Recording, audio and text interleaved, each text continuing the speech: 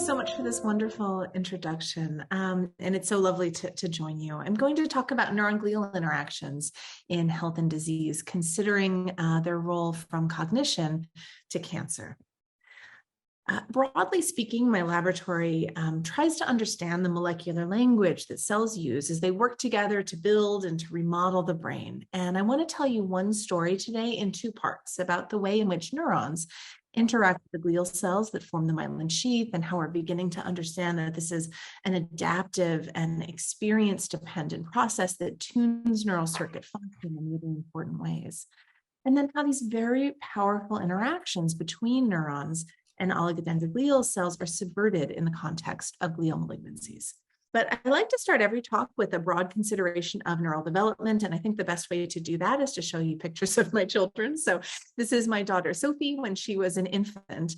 And by the time we had Sophie, we realized that there are just so many neurodevelopmental to-dos every day that we had to make her a onesie to help her keep track of all of her neurodevelopmental tasks for the first year of life. And it really is amazing when you stop and consider that in the first year of life, human infants make something on the order of 500 billion synapses every day, 14,000 new hippocampal neurons, 127 million on average cerebellar granule cell neurons in the first year of life. But perhaps the biggest task that human infants have is to myelinate their central nervous system.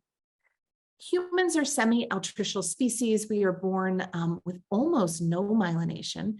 Myelin begins just before the time of birth and then progresses in a massive wave over the first year, beginning around the central sulcus at the time of birth and then progressing towards the poles of the brain, beginning in the cervical spinal cord and progressing down towards the lumbosacral spinal cord. You can actually appreciate this. Anyone who has ever had children or worked with children or remembers being a child themselves, in the first year of life, you can really watch human infants' motor milestones, which reflect that myelination down the spinal cord. So first, around 3 months of age, babies can bring their hands together. They can keep their head up, begin to bring their hands together. By about 6 months of age, they can sit as myelination progresses down the thoracic cord. And then by the time myelination around 12 months of age reaches the lumbosacral cord, humans often can walk. But myelin is not done developing at the end of this initial wave of myelination that happens in infancy. But actually, myelin development spans at least 3 decades of human life and follows just really fascinatingly predictable topographical and chronological patterns that follow the principle that in general, more basic neural circuitry like that underlies sensation and movement develops prior to that underlies more complex neural circuitry, such as higher cognitive functions. So for example, there's a discrete wave of myelination in the brainstem, especially in the corticospinal tracts and the ventral brainstem in mid-childhood, while intercortex and intercortical association fibers myelinate much later in childhood, during adolescence and into young adulthood. And so this process of myelination, the process by which oligodendrocyte precursor cells proliferate to generate new oligodendrocytes that ensheath the axonal membrane to decrease transverse capacitance and increase the speed of neural impulse conduction, it actually doesn't finish at the end of development, rather continues throughout adulthood in certain regions of the nervous system, such as the neocortex and the associated projections. And you see this in this historical lithograph here, this accumulation of myelin in the neocortex over the lifespan. And this is important to understand because it's fascinating, but also because glial malignancies of childhood, adolescence, and young adulthood arise in a spatiotemporal pattern that very closely resembles that of developmental myelination, suggesting that dysregulated myelination may have something to do with the emergence of these glial malignancies. Such that at a time when there's this discrete wave of myelination in the ventral pons, this is when one of the worst human cancers, diffuse intrinsic pontine glioma, tends to occur. And similarly, at a time when there's active myelination of the neocortex and its projections, this is when hemispheric high-grade gliomas of adolescence and young adulthood tend to occur. And these observations are concordant with findings from my laboratory and from many others that these glial malignancies that we have traditionally called astrocytomas, in fact, arise from precursor cells in the oligodendroglial lineage, either early oligodendrocyte precursor cells or less committed precursors destined to go down this oligodendroglial lineage. And so we may learn really important lessons about gliomagenesis by better understanding what normally regulates the process of gliogenesis. And this begs a very basic question about what does regulate the proliferation and functional differentiation of oligodendroglial lineage cells. Well, one idea that's been in the literature for some time is that axons themselves may regulate the extent to which, that neurons themselves may regulate the extent to which their axons are myelinated. And this could happen in an activity and experience dependent manner. This was an idea that was first proposed by Ben Barris when he was a postdoctoral fellow with Martin Raff, and then was supported by some really beautiful in vitro work from Doug Fields' lab and other correlational studies, mechanisms that mediate these interactions between neurons and oligodendroglial cells. So one molecular hypothesis that we had was that activity-regulated secretion of the neurotrophin, brain-derived neurotrophic factor, or BDNF, signaling to its receptor TrkB on oligodendrocyte precursor cells might be an important part of that mechanism. And so we tested that molecular hypothesis using two different genetically engineered mouse models. In one mouse model generated by Mike Greenberg's lab and given to us in collaboration, there are baseline levels of BDNF expression and secretion, but no activity-regulated increase in BDNF expression and secretion because the Krebs binding site in promoter 4 of the BDNF gene has been deleted. In a second genetically engineered mouse model, instead of modulating the BDNF ligand, we instead modulated the OPC-specific expression of the BDNF receptor TrkB, conditionally and inducively deleting TrkB just from oligodendrocyte precursor cells at various points in postnatal development or adulthood. And what we found was that if we optogenetically stimulated cortical projection neuronal activity in either of these genetically engineered mouse models, that the expected oligodendroglial response, this expected increase in OPC proliferation that we see in the BDNF or the TrkB wild type mice is completely lost in mice that either lack activity-regulated BDNF expression and secretion or OPC specific expression of the receptor TrkB. As there's no OPC proliferation elicited in these mouse models by neuronal activity, there's also no oligodendrogenesis, and we find no myelin changes. And so while we believe that the activity-regulated mechanism communicating experience and activity between neurons and oligodendroglial cells is more complex than simply this neurotrophin signaling, we know that at least for cortical projection neurons, that this is one required component of the activity-regulated response. And so that gives us a molecular handle to begin to ask questions about how activity-regulated myelination may specifically contribute to neural circuit function in health and in disease. And so using this strategy, we and others using either conditional deletion of TrkB just from oligodendroglial cells, or an alternate strategy in which MRF, which is a transcription factor required for oligodendroglial differentiation, is deleted, have uncovered roles for activity-dependent myelin plasticity across a range of different neurological functions, including motor function, motor learning, attention, and short-term memory, memory consolidation, spatial memory consolidation, and fear memory consolidation, social interactions, and many others are beginning to emerge. Adaptive changes in myelin, it is becoming clear, can tune circuit function.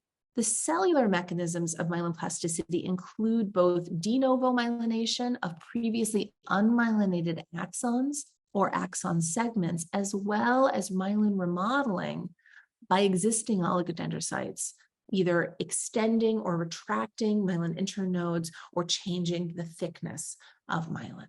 We can quantify these changes by looking at the number of myelinated axons, which reflects changes in de novo myelination, as well as measuring internode length and myelin sheath thickness.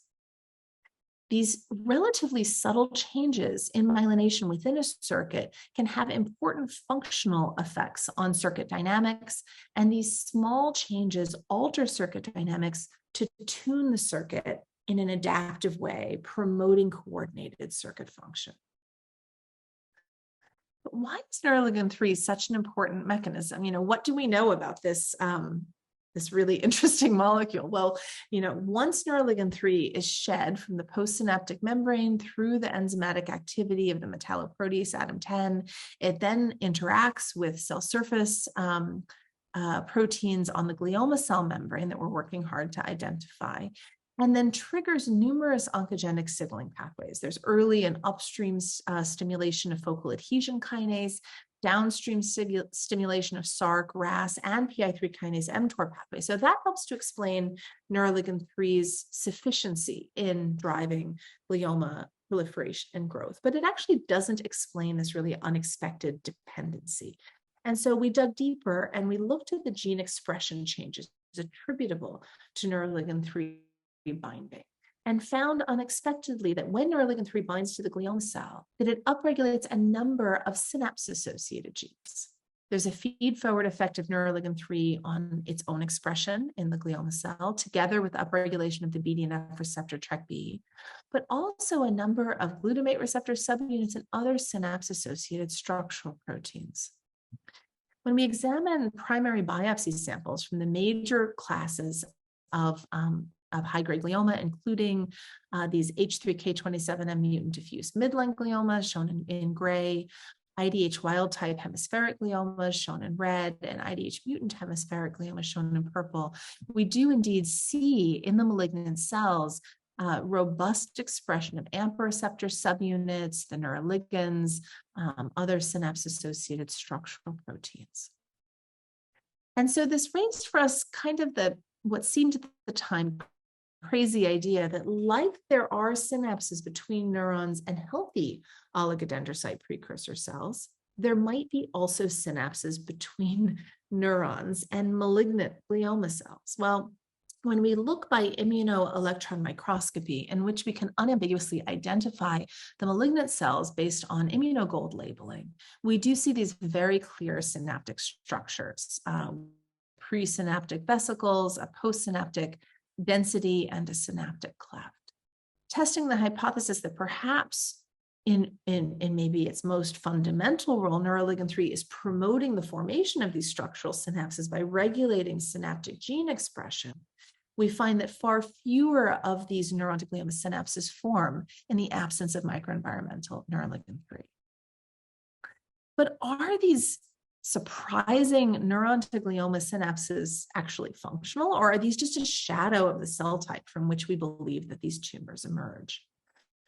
Well, we can test that using patch clamp electrophysiology, patch clamping onto GFP labeled glioma cells that had been xenografted months before into a very tractable and easy to work with circuit in the hippocampus. And then we can do acute slice electrophysiology. And after recording from the glioma cells, we can dye fill them with biocytin to ensure that the cells that we were recording from were indeed malignant cells. We did this experiment in collaboration with Ramalenka's lab. And what we found was that in a subset of the glioma cells, that there were these very clear postsynaptic, excitatory postsynaptic currents. These depended upon action potentials. They were blocked by tetrodotoxin. They exhibit multiple electrophysiological characteristics of bona fide synapses, including paired pulse facilitation and quantal single vesicle events, mini EPSCs. More specifically, this first type of synapse that we identified are mediated by calcium permeable AMPA receptors. Now, in the healthy brain, AMPA receptors can undergo mechanisms of adaptive plasticity, and we wondered whether this might be happening in the glioma cells as well. When we, examine the gene expression profile of these cells, we don't find that there's much NMDA receptor expression at all in these cancers, which is interesting. And so NMDA mediated mechanisms of postsynaptic plasticity are unlikely to be at play. But we wondered whether BDNF, which we know to play a role in the tumors, might be contributing to mechanisms of adaptive plasticity. And indeed, we find that if we perfuse a tumor xenografted hippocampal slice with BDNF, that there's an increase in the amplitude of the postsynaptic current, and that this depends upon glioma cell expression of the BDNF receptor TrkB. If we CRISPR delete the gene that encodes TrkB and TrkB from the glioma cells prior to xenografting them to the hippocampus, this abrogates the effect of BDNF on tumor cell postsynaptic current amplitude. Summarizing a lot of work that is available in this bioRxiv preprint right now, we find that this is mediated through a postsynaptic mechanism of adaptive plasticity, by which BDNF to TrkB signaling in the tumor cell increases AMPA receptor trafficking to the postsynaptic membrane. We then wondered if there were other kinds of synapses occurring in glioma cells. And I should mention that this first kind of synapse that we identified, these AMPA receptor mediated synapses, were found in both pediatric gliomas as well as in adult hemispheric gliomas. There was another group in Germany that similarly found these neuron to glioma AMPA receptor mediated synapses in adult glioblastoma led by Frank Winkler. When we look, though, at gene expression profiles in these terrible pediatric cancers and diffuse midline gliomas like diffuse intrinsic pontine glioma, we see that there's actually quite robust GABA-A receptor expression. And we find that if we repeat that experiment with patch clamp electrophysiology in hippocampal xenografted slices, and instead of blocking GABA receptors, we block the AMPA receptors. When we stimulate those Schaefer collateral or the local afferents, we find that there is a GABAergic current blocked with picrotoxin. And that GABA allosteric modulators like benzodiazepines increase those currents in the diffuse midline glioma cells. These seem to be more specific to the diffuse midline gliomas. We see that GABA-A receptor expression is really prominent in diffuse midline glioma tumor cells, but comparing those to hemispheric tumors, we see very minimal expression of GABA-A receptors. When we patch clamp either diffuse midline glioma cells, shown here in black, or hemispheric glioblastoma cells, shown in blue, we find that there really are GABA-evoked currents only in the diffuse midline glioma cells. We also find that, like immature neurons and neural precursor cells, the GABA currents in these cancer cells are depolarizing. When we look at the reversal potentials, that indicates that this depolarization, as we might expect, is due to intratumoral elevation in intracellular chloride, and that this in turn depends upon NKCC1 expression and can be blocked with bumetanide. When we calculate the intracellular chloride concentration of diffuse midline glioma cells or these hemispheric glioblastoma cells, we see that there really is quite a stark difference in intracellular chloride concentration. And I think that the mechanistic parallels evident in healthy neuron glial interactions and malignant neuron glioma interactions really underscores the extent to which these tumors are simply hijacking mechanisms of normal neural development and plasticity, and really demand that we begin to approach these tumors from a neuroscience perspective. And I will conclude with the idea that the neuroscience of cancer is important beyond just central nervous system tumors.